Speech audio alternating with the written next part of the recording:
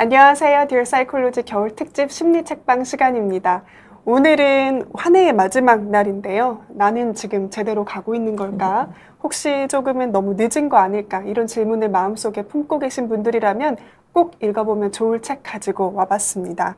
바로 데이비드 앱스타인의 늦깎이 천재들의 비밀인데요. 원제로는 레인지. 서울대학교 심리학과 한소원 교수님과 함께 리뷰해 보겠습니다. 교수님 반갑습니다. 네, 안녕하세요. 반갑습니다. 네. 벌써 한 해가 다 갔어요. 안 믿겨요, 교수님. 글쎄 말이에요. 오늘 마지막 날이네요. 그러게요. 오영도 님도 첫 번째로 들어와 주셔서 인사해 주셨어요. 감사합니다. 새해 복 많이 받으세요. 네. 일단은 저희가 그 마지막 날 함께 읽을 책으로 데이비드 앱스타인의 늦깎이 천재들의 비밀을 꼽기는 했는데요.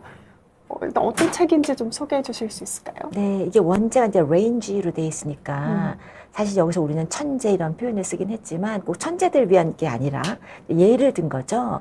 우리가 한 가지를 파고 우리 옛날에 한 우물을 파라 이런 말 있잖아요. 그리고 이걸 뭐 어릴 때부터 이쪽 길로 막 매진해야 될 것처럼 그렇게 배워왔지만 실제로 보면 그렇게 한 가지 길을 파는 것보다 우리가 좀 다양한 경험을 쌓고 여러 가지 좀 늦어지는 듯 하더라도 다양하게 하는 것이 정말 천재라고 부르는 분들도 결국 그렇게 다양함을 쌓아가면서 이루어냈다. 이런 이야기들이 있습니다. 네, 교수님께서 저희가 처음에 심리책방 책 고를 때 제너럴리스트에 관련한 책을 하나 읽어보면 좋겠다고 얘기해 주셨잖아요. 네. 특히 요즘 우리가 너무 한 가지에 집중해서 옆에 걸 다 쳐내고 한 가지에만 막 매달리는 경우가 있잖아요.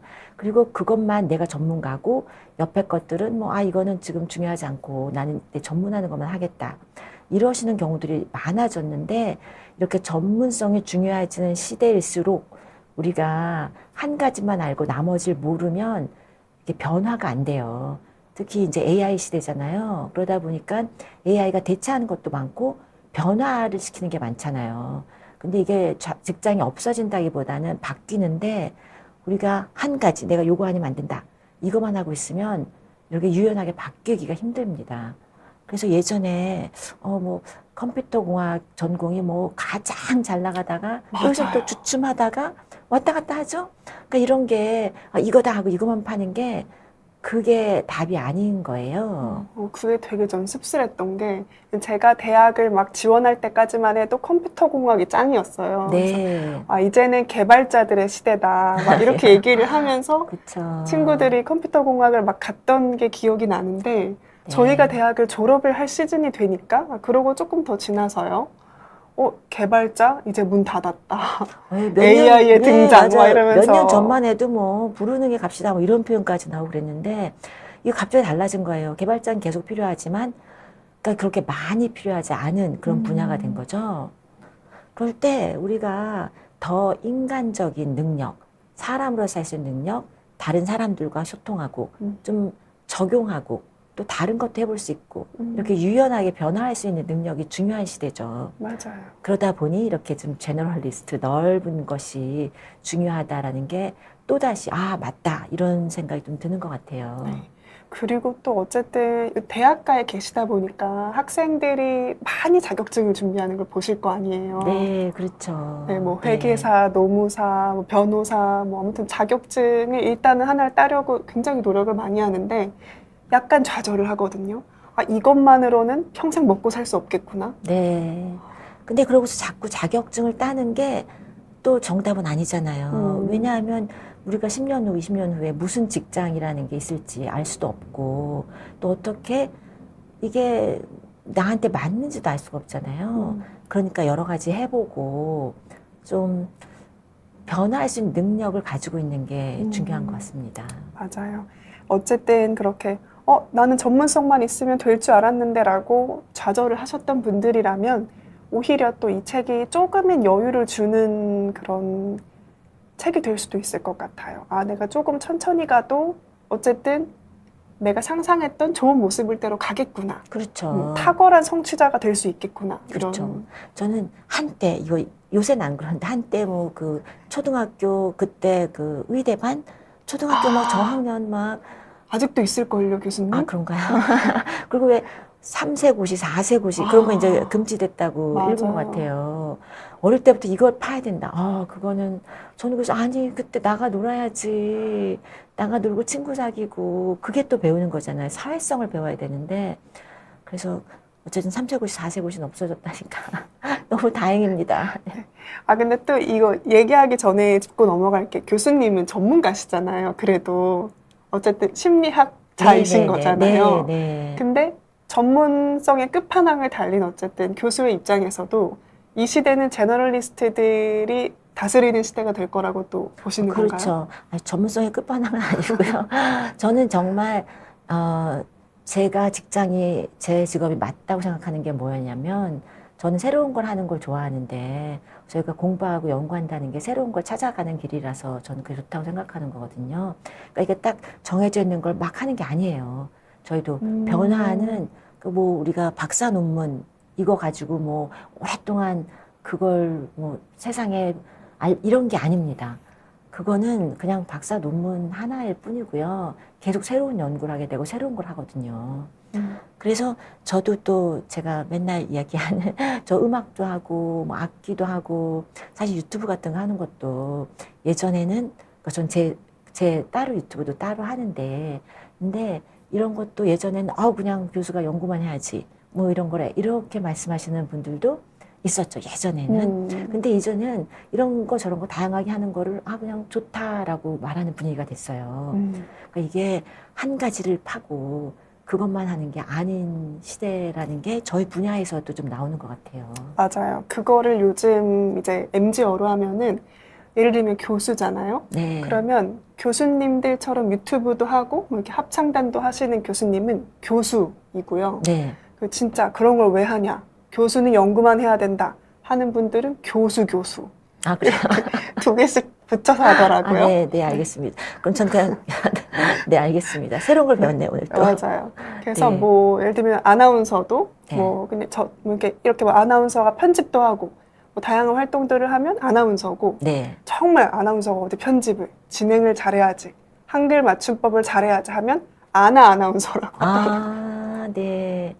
그게 꼭 칭찬은 아닌 것 같아요. 그렇죠? 이것만 판다, 이런 게. 그러게 왜 그런 게 나왔는지 모르겠지만 어쨌든 약간 이런 식으로 네. 요즘 엔잡러들도 많아지고 하다 보니 좀 어떤 직업에 대한 명칭이 조금 이렇게 유머러스하게 된 것 같기도 해요. 네. 그 이제 제가 합창단 단장을 지금 몇 년 짜고 있는데 이제 그만해야 되는데요. 이게 너무 즐겁기도 하고 합창단을 하면서 저희가 학교 행사들도 막 하거든요. 그럼 저희 전공 분야는 음대인 분은 이제 지휘자 선생님밖에 없고 다 다양한 뭐 공대, 뭐 농생대, 법대, 뭐 사회대 뭐 이런 전공들을 하시죠. 전혀 관계없는 음악과 관계없는 전공을 하면서도 이제 학교 행사 같은 거 하고 그러면 또 이제 학교 일을 하는 거예요, 저희가. 그래서 이게 또 꼭 관련 없는 것만은 아니다. 우리가 사회생활을 하는 것이 우리가 살아가는 길이니까요. 김민님이 저는 시청자입니다. 댓글 남겨주셨어요. 그러니까 시청을 정말 열심히 파는 그런 네. 사람을 말하는 거겠죠. 네. 일단 근데 이 데이비드 앱스타인은 저널리스트예요. 네. 그러니까 과학 전문 저널리스트이신데 이분께서 이런 내용을 그러니까 제너럴리스트들이 어쨌든 뜬다라고 이야기를 했던 배경에는 학습 환경이 있었습니다. 그러니까 우리가 지금 살아가고 있는 학습 환경이 친절하지 않기 때문이라는 얘기였거든요. 그게 어떤 얘기인지 좀 설명해 주실 수 있을까요? 네. 학습뿐이 아니라 그냥 세상이 친절하지 않을 수 있는데요. 이게 우리가 지금 살아가는 대로 살아가면 10년 후에 이 직장이 계속 있을 것인가? 알 수 없는 이제는 거죠. 아니죠. 네. 예전에 우리가 평생 동안 똑같은 걸 하면서 살 수 있고 오늘 이걸 하면 내일도 그런 게 또 할 수 있다. 이런 걸 알고 있던 시대가 아니잖아요. 근데 10년 후에 뭐가 있을지 모르는 거죠. 그러니까 여기다가 올인해서 내가 이것만 하고 있으면 10년 후에 갑자기 그게 싹 없어질 수가 있는 거죠. 이런 게 친절하지 않다는 게 예측이 안 되는 거예요. 미래가 없어질 수도 있고 배운 걸 그대로 쓸 수 없다. 이런 생각이 드는 거죠. 그러니까 이거를 작가가 사악한 학습 환경이다라고 네. 표현을 했어요. 네, 위키드, 영어로 위키드라고 이제 표현을 한 건데요. 그러게 그게 한국말로 번역되니까 사악한이 그죠? 됐네요. 더 무서운 것 같아요. 위키드는 뮤지컬도 있고 뭔가 음. 덜 무서운 느낌인데. 음. 네. 맞아요. 근데 어쨌든 그 학생들도 교수님, 보통은 저희가 그래도 졸업하면 뭘 할지 그림이 그려졌거든요. 근데 요새 네. 학생들은 그게 더 많이 안 그려질 것 같아요. 그렇죠. 저희 이제 제 또래랑 얘기를 하면, 야, 요새 젊은 친구들 힘들겠다. 저희 때는 대학 졸업하기 전에 막 취업 다 되고 그런 경우가 많았어요. 왜냐면 전공이 딱 정해져 있고 이 전공으로 내가 할 수 있는 직장이 딱 정해져 있고 그랬었거든요. 그런데 이제는 전혀 그러니까 그런 직장이 뭐 있는지 없는지 세상이 어떻게 될지 그리고 이렇게 경기가 불안하면 그럼 기업들이 일단 좀 사람을 안 뽑고 기다리죠. 어떻게 될지 알 수가 없으니까. 그러니까 더 어려워지는 것 같아요. 그러게요. 정말 저희가 사악한 학습 환경으로, 네. 사악한 학습 환경에서 사악한 환경으로 갈 수밖에 없는 네. 그 시대인 것 같네요. 네. 네, 그래서 이 책에서는 제너럴리스트가 되어야 하는데 그렇죠. 어떤 한 분야에 우리가 몰입을 하기 전에 충분히 좀 자기를 탐색을 하는 샘플링 기간이 필요하다고 또 얘기를 했어요. 네. 이제 이 저자가 스포츠 관련해서도 이제 유명한 책을 쓰셨는데 스포츠 우리가 이거 한 가지만 내가 어릴 때부터 난 오로지 축구, 오로지 축구만 한다. 뭐 여기서 이제 예시로 나온 게 이제 타이거 우즈 같은 경우에 유명한 골프 선수죠. 근데 아주 어렸을 때부터 아버지가 얘의 그 재능, 그러니까 타이거 우즈 재능을 발견하고 뭐 6개월 6개월이라고 그랬나 걸어 다닐 때 벌써 퍼터를 줬다. 뭐 이런 표현도 맞아요. 나오고 그러거든요. 6개월은 아직 못 걸으니까 그건 제가 잘못 숫자 기억한 거고 몇 살 때 뭐 아주 어릴 때부터 그 골프에 전념했다 이런 식으로 나와요.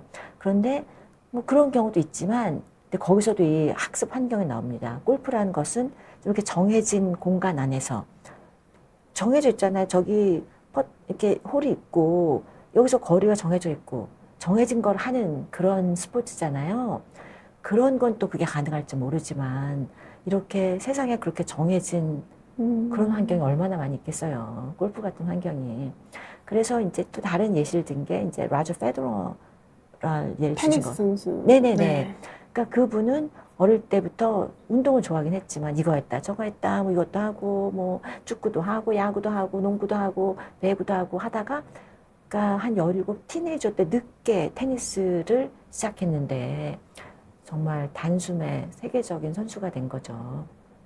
그러니까 이런 것도 그러니까 뭐 운동이라는 게 기초 기량이 있어야지 운동을 잘하지. 너무 당연하잖아요. 그런데 이게 인지적인 것도 기초 기량이 있으면 또 우리가 다양하게 적용할 수가 있어요. 맞아요. 저도 잘 기억하는데 유대인들이었나? 그 네. 유대인들 문화에서 고등학교를 졸업을 하면 대학을 가기 전에 뭐 1년 동안 그 용어가 있었는데 기억이 안 나네요. 자아 탐색을 위한 베케이션을 간다? 뭐 이런. 갭이어라고 보통 이야기를 맞아요, 하는데요. 맞아요. 네. 갭이어. 네. 이제 그렇게 하는 경우 있어요. 저희의 재수 개념과는 달리 저희는 또 한우물을 파면서 내가 가고 싶은 전공을 하기 위해서 재수를 하는 경우가 맞아요. 이제 많지만 한 1년 정도 쉬면서 또 유럽 여행도 하고 뭐 이렇게 여행하는 게 그러니까 좀 편안하게 여행한다기보다는 그 일도 하면서 좀 고생하면서 뭐 호스텔에서 묵으면서 뭐 일해서 뭐 알바해서 기본적인 거 먹을 거 뭐 자기가 그 정도는 벌면서 이렇게 이것저것 세상을 보는 기간들을 많이들 해요. 근데 그런 게 딱 전공을 정하기 전에 내가 무엇을 원하는지, 내가 무엇에 맞는지, 우리가 직장이 어떻게 생각하면 자아 정체성이랑 관련이 있잖아요. 근데 내가 하는 일과 내가 누구인지가 맞지 않으면 참 어려운 거잖아요. 맞아요. 이걸 가지고 또 단어를 매치 퀄리티란 단어를 썼던 것 네, 같아요. 네, 맞습니다. 네. 내가 누구인지랑 그리고 내가 하는 일이 잘 맞는 그 매치 그렇죠. 퀄리티가 또 중요하다. 그러니까 제가 저는 교수인데 교수라는 직장과 제가 교수라는 직업인으로서 맞나 그게 맞아야지 또 이제 삶의 질이 높아지잖아요. 그런 걸 이야기하는 것 같아요. 맞아요. 근데 그게 어렵네요. 지금 오늘도 출근 중님 댓글에서도 한우물을 파지 못한 게 저는 늘 마음에 걸려요. 나중에 후회하게 될 선택을 하고 있는 건 아닐지 항상 두렵습니다라고 댓글 남겨주셨거든요. 근데 왠지 어떤 마음인지 저는 너무 알 것 같아요. 네. 그게 이제 뭐든지 지금 뭔가 다른 선택을 하신 것 같아요. 다른 선택을 하고 그 길을 가고 있으면 그럴 때 또 내가 지난번에 계속 하지 않은 걸 후회할 수도 있지만 우리가 뭔가 선택을 하고 후회를 하는 것이 아무것도 안 하고 가던 길을 계속하면서 후회하는 것보다 낫다. 아니면 아무것도 안 하는 것보다는 뭔가 선택을 하고 후회하는 게 낫다. 그런 표현도 쓰잖아요. 인생의 후회는 조금씩은 있죠. 그러니까. 맞아요.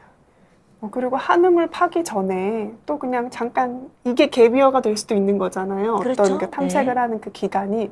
그리고 다시 한움을 파실 수도 있고. 네, 돌아갈 길이 있다고 생각합니다. 맞습니다. 네. 그 제너럴리스트들이 그럼 뭐가 좋냐 이런 질문을 할 수 있을 것 같아요. 그래서 앱스타인이 여기서 되게 열심히 그 사례들이랑 뭐 연구들을 가지고 와서 막 설명을 하시려고 노력을 했던 것 같은데 저는 그래도 제일 와닿았던 게 유추적 사고였어요. 네. 네. 이게 유추적 사고, 저도 사실 제가 한글이 약간 딸려서 이게 무슨 뜻일까? 근데 영어로 하면 아날로지컬 이렇게 어날로지 이런 표현 쓰잖아요. 이걸 적용해서 비슷한 것을 또 이렇게 연결해서 해서 이제 우리가 이럴 땐 이렇게 됐으니까 저럴 때 저렇게 될 수 있다. 이걸 배경으로 다른 걸 생각할 수 있는 그런 걸 얘기하는데요. 그런데 우리가 배운 게 고스란히 새로운 환경에 적용되지 않지만 적용할 수 있는 게 있잖아요. 우리가 사람들하고 만날 때는 이렇게 하니까 되더라. 이렇게 하니까 다른 사람이 별로 좋아하지 않더라. 뭐 이런 거 같은 건 어디서 그러니까 집에서도 연결할 수 있고 직장에서도 또 그걸 또 적용할 수 있는 거잖아요.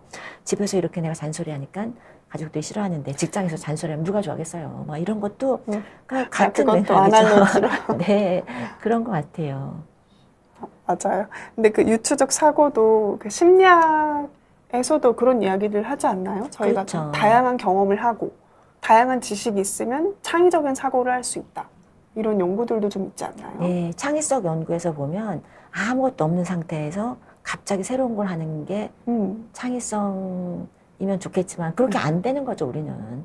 우리가 있던 걸 가지고 거기서 점점 쌓아 올라가고 특히 자기가 갖고 이 도메인에서 지식이 많이 쌓여 있어야 또 창의적인 게 나온다는 거예요.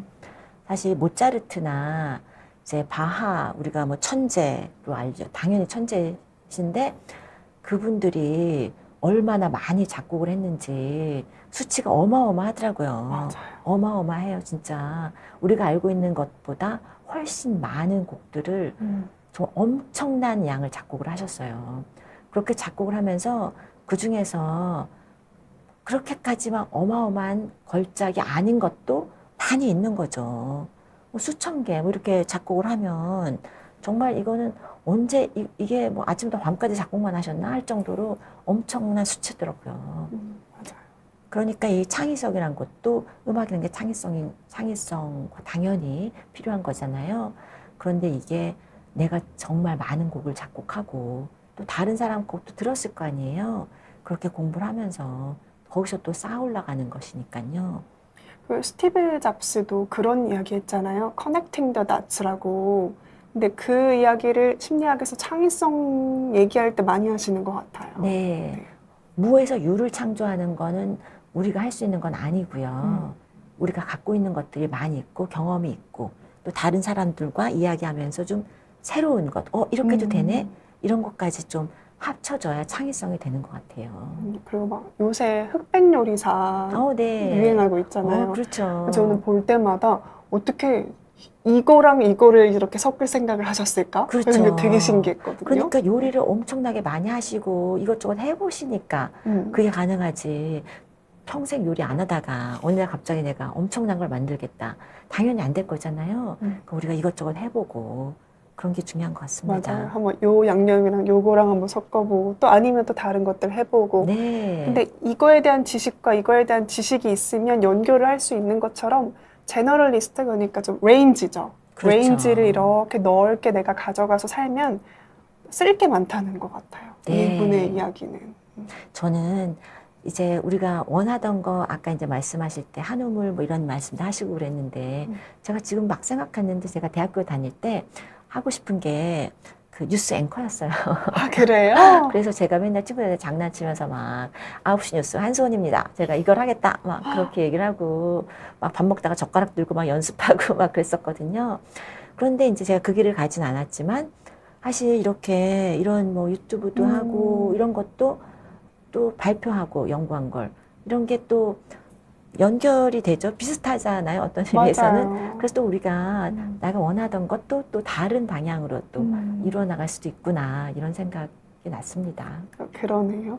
교수님은 그러면 심리학을 공부해야겠지가 대학생 때부터 계속 가지고 있었던 거 아닌가 보네요. 그때 대학교 갈 때는 이제 여러 가지 옵션들 중에서 그냥 이게 그냥 괜찮겠다 하고서 그냥 선택을 한 거예요. 그런데 심리학에 대해서 잘 알지도 못했고 당연히. 그런데 공부하면서 또 이것도 재밌다 싶은 분야가 그 안에 있었기 때문에 그걸 또 계속 할 수 있었던 것 같아요. 몰랐네요. 근데 교수님 9시 뉴스 앵커에도 잘하셨어요. 근데 사람들이 이제 그거는 앵커보다 그냥 교수하면서 하는 게 더 다양한 거 할 수 있으니까 이것도 재밌다 이렇게 얘기를 하시더라고요. 저도 그렇게 생각을 합니다. 맞아요. 어쨌든 심리학을 알게 되면 또 거기서 또 다양한 이야기들 막 이렇게 섞어가지고 또 강의도 할 수 있고. 그렇죠. 그 예전에 저희 그 반려돌 가지고 방송했을 때 네. 그걸로 또 뉴스 인터뷰 나오시지 않으셨어요? 그랬던 것 같기도 해요. 잊어버리고 있었네요. 네. 제가 반려돌 그러니까 외국 친구들한테 얘기하면 다들 막 화들짝 놀라면서 한국인들이 반려돌을 키운다고. 그게 뭐냐고. 내가 펫락이라 그러면은 뭐 그게 무슨 소리야. 뭐. 네, 그랬던 것 같습니다. 맞아요. 그때 뉴욕타임즈에 한국인들이 반려돌, 그러니까 펫락을 키운다 뭐 이런 게 기사화가 돼서 왜 그러는 걸까 한국인들은? 이렇게 네. 그래서 심리에 대해서 좀 궁금해했던 그런 적이 있었죠. 네. 저도 그때 처음 들었어요. 이런 걸 하시는구나. 네, 신기한 것 같아요. 그러게요. 맞아요. 대한민국 사람들이 정말 창의적입니다. 그렇죠? 네, 맞아요. 돌에도 이름을 붙이고 또 키우기도 하고 그렇게 하더라고요.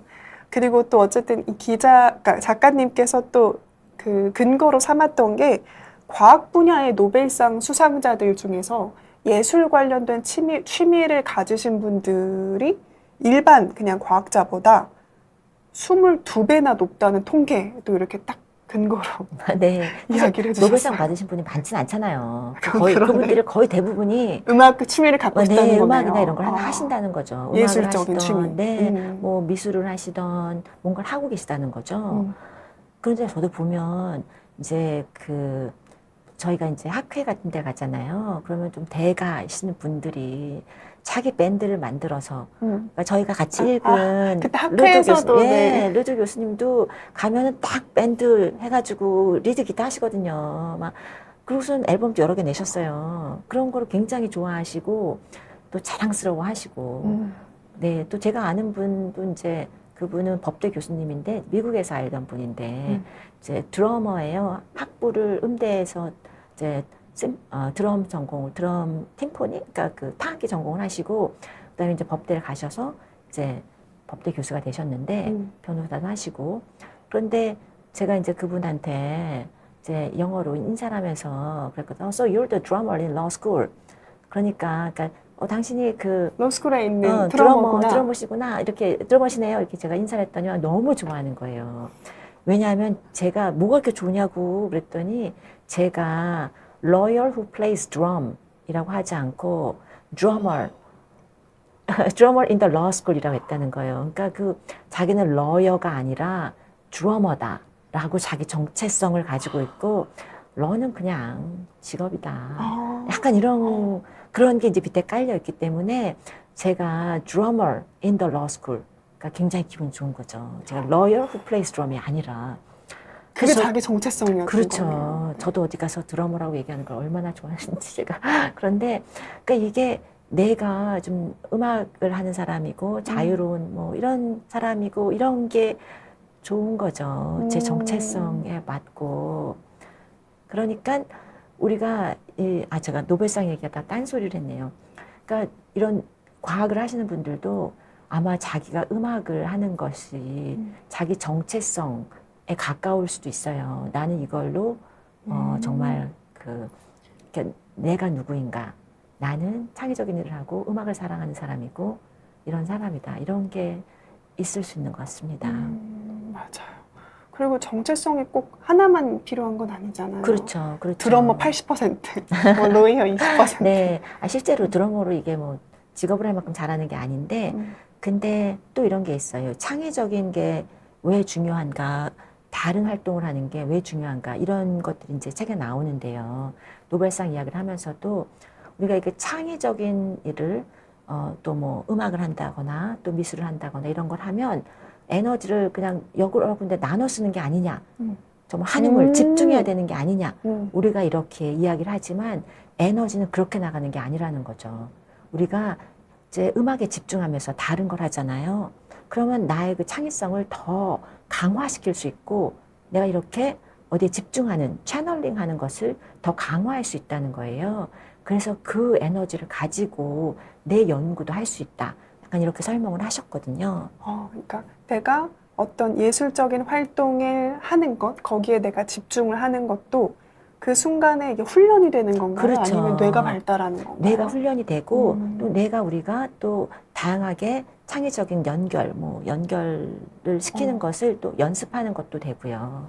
그래서 내가 다른 분야의 업을 할 때도 그렇죠. 도움이 된다. 창의적인 네. 생각을 할 수 있게 도와준다. 네. 그리고 이런 새로운 걸 하면 되게 즐겁거든요. 그래서 우리가 아무리 좋아하는 직업을 너무너무 좋아하시는 분들이 할지라도 그것만 계속 하고 있으면 어느 순간 조금 우울하지 않을까요? 저는 맞아요. 막 할 일이 밀려 있고 데드라인 많고 일만 하고 있으면은 되게 외로워요. 그게 고립돼 있는 것 같고 요 세상에 내가 빠져 있어서 아무것도 못하고 고립돼 있는 것 같아서 외롭고 우울하고 그렇거든요. 그럴 때 사람들 만나서 노는 것도 좋지만 창의적인 걸 다른 걸 하면 그러면은 기분이 업되고 제가 그 우울감에서 조금 빠져나올 수 있더라고요. 저는. 네, 맞아요. 그런 것 같습니다. 근데 지금 제가 네. 질문이 조금 올라가서 잠시만요. 한번 확인하고 읽어드리겠습니다. 네. 여러 가지 말씀 많이 해주시네요. 네. 건강긍정 상쾌님께서 네. 이거 소리가 나오네요. 네. 30대 중반인데요. 주변 친구들은 다 자리 잡은 것 같은데 저는 아직도 이것저것만 하고 있어요. 이거를 내가 제너럴리스트라고 할 수 있는지 아니면 실패의 반복인지 모르겠어요. 하고 점이 기신 거 보니까. 실패라는 게 실패를 안 하는 사람은 새로운 노력을 해보지 않은 사람, 새로운 시도를 해보지 않은 사람이라고 저는 생각을 합니다. 그렇기 때문에 우리가 실패 같은 게 조금 있는 거는 그게 인생인 거예요. 네, 큰 실패에서 일어날 수 있는 걸 또 회복 탄력성이라고 부르죠, 우리가. 그런 것들이 그러니까 중요한 실패를 우리가 어떻게 그걸 처리하는가, 어떻게 해결하는가, 그게 우리를 결정하는 거지. 실패를 겪었다, 안 겪었다, 얼마나 많이 겪었다가 우리를 만드는 것 같지는 않습니다. 그런데 30대 중반이 요새 엄청 젊잖아요. 요새는 45세까지 막 청년이라고 그러던데요. 근데 한국이 좀 나이에 박한 것 같아요. 그런가요? 30대 중반 정도 되면 왠지 뭔가 했어야 됐는데 이런 압박이 들어오는 나이 같긴 해요. 네. 최근에 누가 저한테 영포티 뭐 이런 표현이 있다고 이제 40에도 아주 젊게 살짝 부정적으로 써있긴 네, 하는데요. 저도 그런 것 같은데 네, 30대 중반이면 젊으시죠? 젊죠. 네. 그래서 실패가 있지만 그 중에서 내가 이거는 내가 조금 더 집중해보고 싶다 하는 것에 조금 더 집중하시면 지금 이제 딱 좋은 시기인 것 같아요. 여러 가지 실패했고 이제 하나 집중해본다.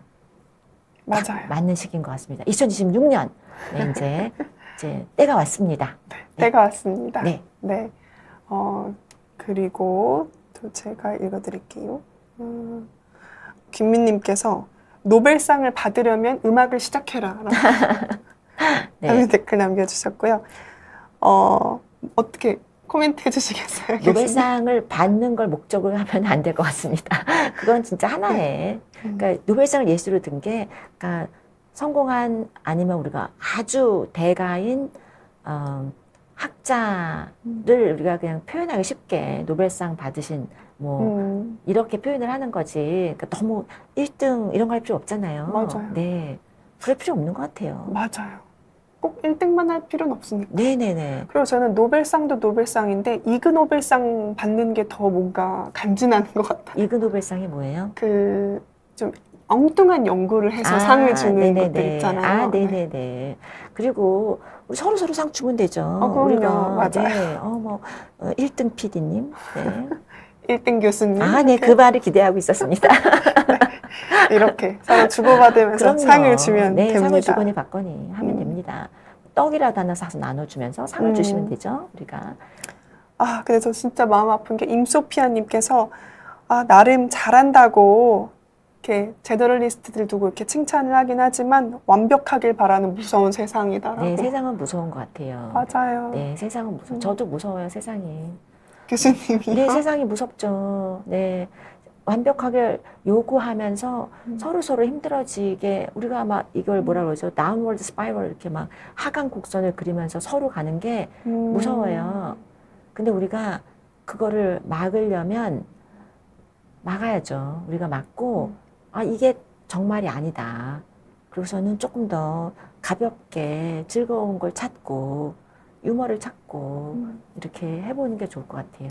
맞아요. 조금은 서로 이렇게 좀 눈 감아주는 것들도 있고, 네. 칭찬해줄 거는 또 칭찬을 해주고, 네. 너무 완벽하길 바라면, 근데 그래서 또 이렇게 밤새고 또 막 준비하고 막 서로 그러면 좀 네. 많이 힘들잖아요. 그리고 요새 AI 시대에 AI랑 똑같아지려고 AI만큼 하려고 아니면 AI랑 경쟁하려고 그러면 정말 우리가 잠을 안 자고 일을 해야 돼요.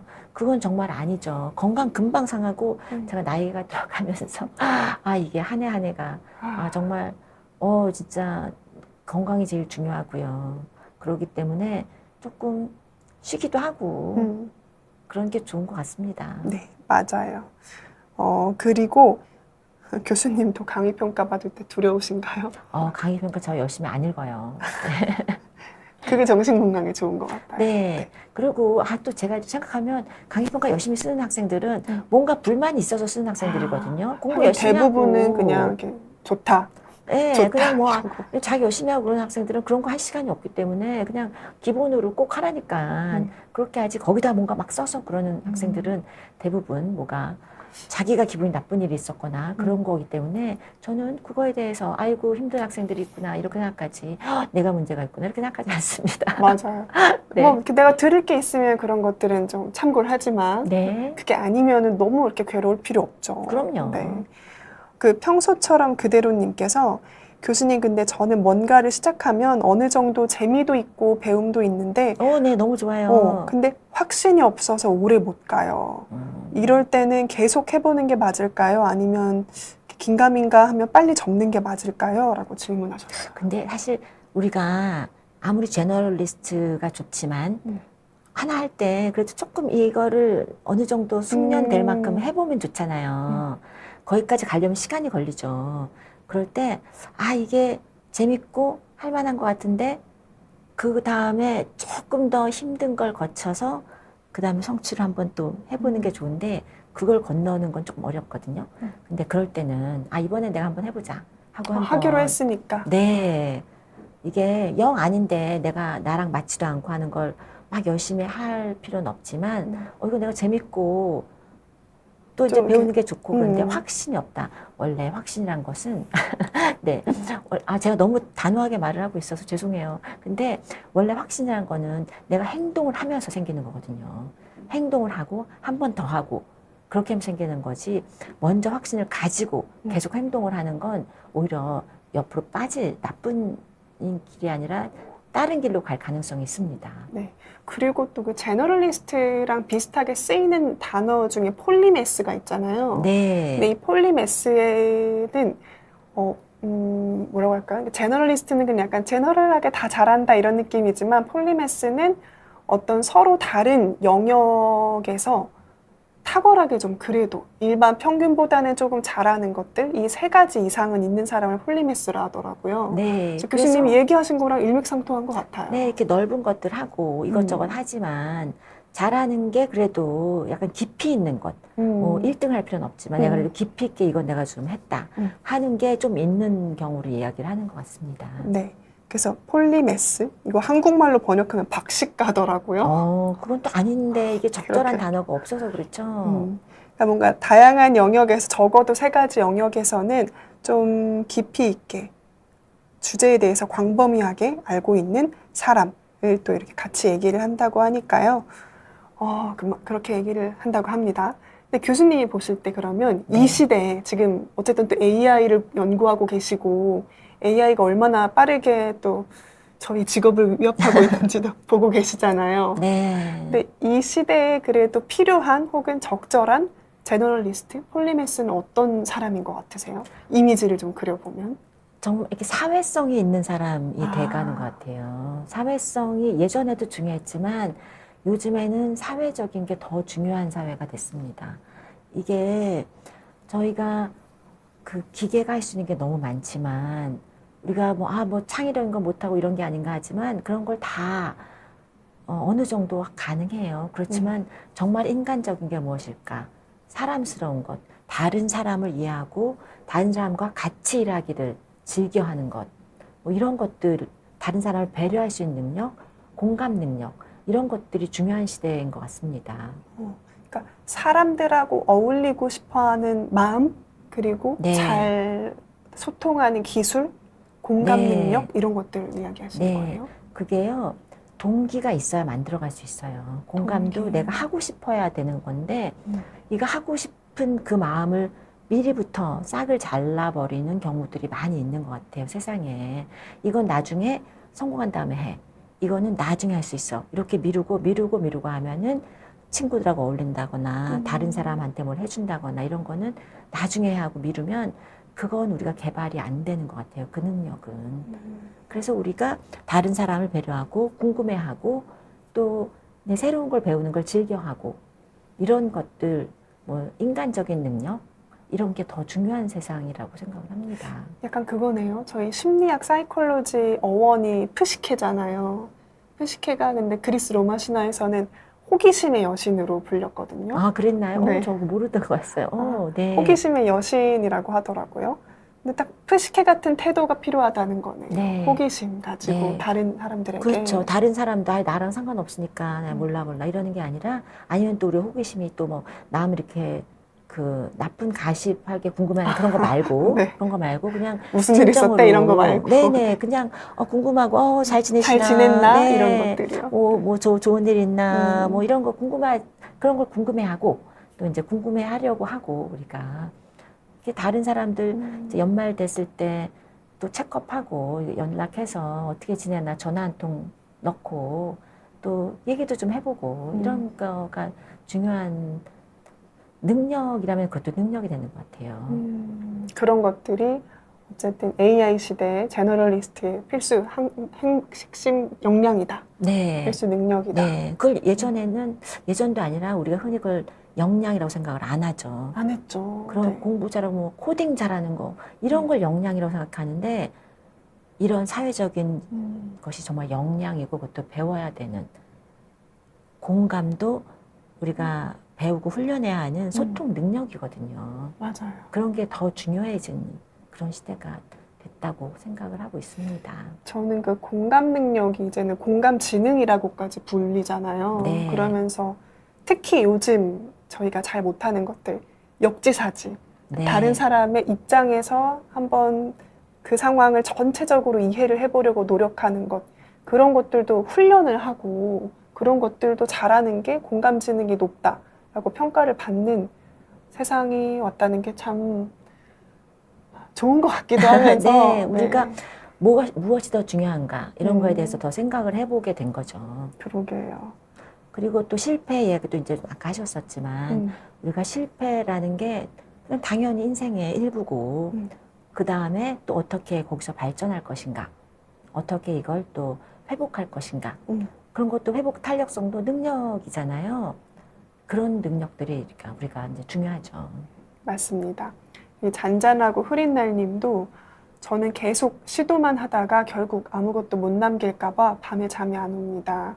교수님은 이런 불안을 어떻게 보시나요? 라고 댓글 남겨주셨는데요. 이 불안, 저도 불안. 근데 뭔지는 알 것 같아요. 네, 저도 불안이 되게 많아요. 불안이 많고. 이거는 우리 잘못이 아닌 것 같아요. 지금 말씀하신 분도 그렇고, 저도 그렇고, 세상이 저희를 자꾸 불안하게 만드는 것 같아요. 너 왜 하려던 거 안 하고 딴짓하냐? 네, 이렇게. 저도 불안감이 되게 많고, 제가 아닌 걸 알고 있어도, 뭐 직장이든 어디서든 사회에서 그렇게 자꾸 프레셔를 주는 것 같아요. 우리가 불안하지만 그런 게 아니다. 이게 우리가 이렇게 살아야 되는 게 아니다. 그러니까 내가 나 자체로서 우리가 세상 사람들을 케어하고 옆에 사람한테 우리가 좀 잘하려고 하고 더 좋은 세상 만들려고 우리가 선한 생각하고 뭐 노력하고 이렇게 하고 있으면 되는 거거든요. 맞아요. 근데 어쨌든 그 잔잔하고 흐린 날님도 불안하다고 얘기해 주셨는데 비슷하게 근데 나는 뭐 천재도 아니고 나는 뭐 그냥 평범한 사람인데 이렇게 뭐 이것도 해보고 저것도 해본다고 하다가 결국은 아무것도 안 되는 거 아닌가? 네. 라고 생각을 하시는 분들이 있을 것 같아요. 근데 그럴 이런 때, 분들 어떻게 네. 해야 될까요? 자, 이제 이럴 때는 단기 목표, 단기 짧은 목표. 단기 목표를 하나 세워서 네. 내가 요만큼만 해보겠다. 이걸로 대단한 천재는 우리가 할 필요가 없고 1등을 할 필요도 없습니다. 짧은 목표를 세우고 요걸 해보는 거예요. 그 다음에 또 이제 짧은 목표를 하나 더 세우고 그 다음에 짧은 목표가 달성되면 나한테 스스로한테 상도 주고 이렇게 하면서 짧게 짧게 목표를 세워가면서 동기를 이어나가는 것이 또 우리가 앞으로 나아갈 수 있는 방법이라고 이야기를 합니다. 그러니까 너무 길게 생각하지 말고 일단은 네. 내 눈앞에 있는 짧게 내가 할 수 있는 것 세워보고 해보고 또 하면 스스로 칭찬해 주던지 그렇죠. 선물을 주던지 하면서 네. 동기화를 하고 네. 그 다음 것도 한번 해보고 네. 밤에 잠이 안 오시잖아요.